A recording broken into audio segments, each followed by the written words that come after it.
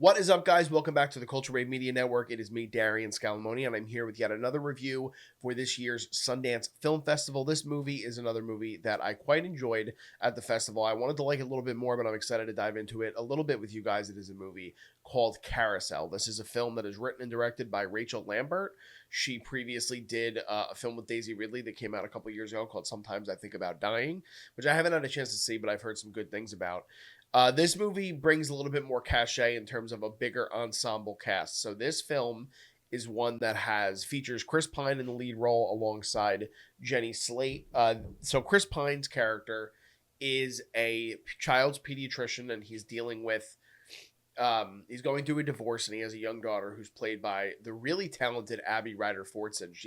If you guys don't know her by name, you've seen her in a bunch of things. Since she's kind of come onto the scene, she played Scott Lang's daughter in the Ant-Man films, Paul Rudd's daughter, if you've seen the Marvel Cinematic Universe. Otherwise, she's been in some other YA stuff. I really liked her in Griffin in Summer, which is a smaller indie we reviewed back at Tribeca a couple years ago. That's available for you to stream on Hulu. But she also was the star of a film called Are You There, God? It's Me, Margaret, which is an adaptation of a Judy Blume novel, which is very beloved by a lot of different people. It was an Amazon MGM release. She's in that film with Rachel McAdams as well as Benny Safdie. It's our own correspondent Liz Seiko, one of her favorite movies that have come out in the last, 5 or 10 years. And she has a central role in this as well. Now, Jenny Slate, who really started more as like a sketch comic and a stand-up, has been moving really a lot more into doing things outside of comedy, really, in her career. And I think that she has a great supporting role in a FX series that came out last year, Dying for Sex, that I really enjoyed, a limited series. And she's shown some dramatic range. And in this, she really has a very subdued kind of performance, and one that I really enjoyed from her. And she plays someone who previously had a romantic entanglement of some sort with Chris Pine's character, and now they're coming back together now that she is living back in their hometown. And she kind of comes in as this like mentor to Ryder Fortson, Chris Pine's daughter's character.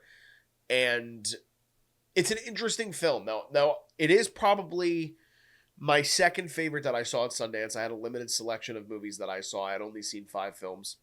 But there is something in the middle of this film, a central moment that happens, an argument between Chris Pine's character and Jenny Slate's character. I'm not going to go into the specifics of it in case people wind up going to see this movie if it gets distribution. I kind of hope it does. And excuse me, by the way, if I'm a little nasally because I'm fighting just a little bit of allergies right now. But the center of that movie, or this movie in particular, and what that central conflict is that happens in the middle of the film, is what I wanted to see more of. And we didn't get a lot to unpack the layers of both what Jenny Slate's character in terms of trauma or PTSD, and the same with Chris Pine's character. We don't really get a lot of indication on what it is exactly that they're working through and what they've kind of gone through in their own lives and their relationship previous. And we start to see the layers get peeled back a little bit more with Chris Pine's performance in this. And Chris Pine is an actor that I really, really enjoy almost every single time he pops up on screen. I think that the sad thing is that a lot of his attempts at trying to be like a box office, a massive box office draw hasn't really kind of worked out for him in terms of his career. Now, Star Trek, I'm not a Trekkie. I haven't seen his Star Trek films, the J.J. Abrams movies. I know some people like his Captain Kirk, others do not. Dungeons and Dragons, Honor Among Thieves, I think is a really fun adventure, big budget movie that unfortunately just didn't hit in the same way box office wise that I think the studio was hoping for. Now, other things, even like you think about a Disney movie like Wish, it's a film where he has a central voice role, doesn't necessarily translate and isn't successful. His directorial debut, Pool Man, didn't do really well. Don't Worry, Darling, that a lot of people thought the hype of Olivia Wilde as a director.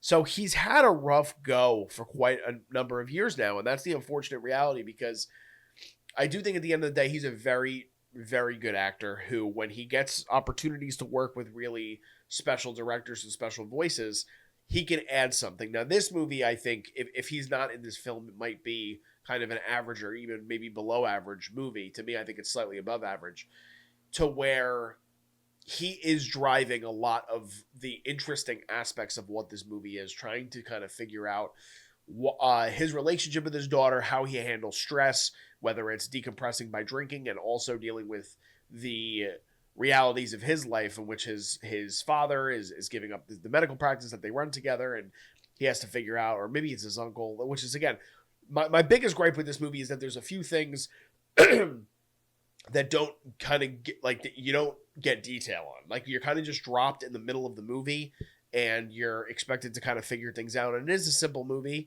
but there's more there that I would have liked to, if they would have dove a little bit deeper. I think that this movie could have really succeeded in a different kind of way. But then there's other things that I've seen him in that I really love him in. Like I said, I already brought up Dungeons and Dragons.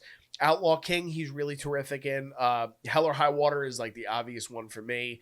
Wonder Woman, he's great in the love interest role for Gal Gadot. He's honestly maybe the best part of Wonder Woman, even though I am a fan of that film. He's great in when he does rompy type stuff like Wet Hot American Summer. I mean, there's a number of things. I mean, even I really like him in his smaller role in, I believe it was Smokin' Aces, yeah, which was almost 20 years ago at this point. It was 20 years ago at this point. And so I've always been a fan of his, and I like to give a lot of the things that he does a try. And the pairing of him and Jenny Slate, I actually think works. Now, some reviewers and critics have kind of argued against that for this film, Carousel, but I thought they worked really well together. In terms of Rachel Lambert as a voice, I think that there needs to be a little bit more polish in terms of her writing, her script writing, because, like I said, if this movie dives a little bit deeper, then maybe we get a better result out of it.